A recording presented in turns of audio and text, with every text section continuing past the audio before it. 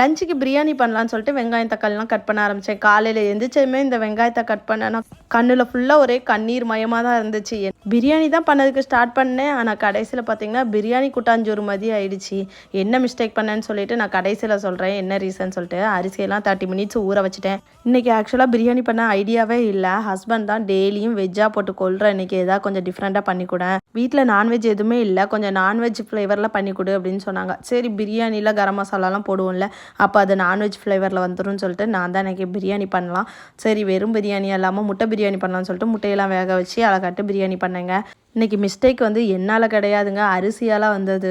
ஏன்னா நான் எப்போவுமே அரிசி வந்து இந்தியா கேட்டு சீரக சம்பா அரிசி தான் யூஸ் பண்ணுவேன். இந்த தடவை வந்து பார்த்திங்கன்னா 5 கிலோ அரிசி வந்து ரொம்ப சீப்பாக ஆஃபர் போட்டிருந்தாங்க. சரின்னு சொல்லிட்டு கரீஃப்னு சொல்லிட்டு ஒரு பிராண்டை எடுத்துகிட்டு வந்தேன். தண்ணியோட அளவுலாம் தெரியாமல் கொஞ்சம் அப்படி இப்படின்னு ஊற்றி கொஞ்சம் கொல கொலன்னு பிரியாணி ஆயிடுச்சு. இருந்தாலும் டேஸ்ட்டு ஓகே, நல்லா இருந்துச்சு.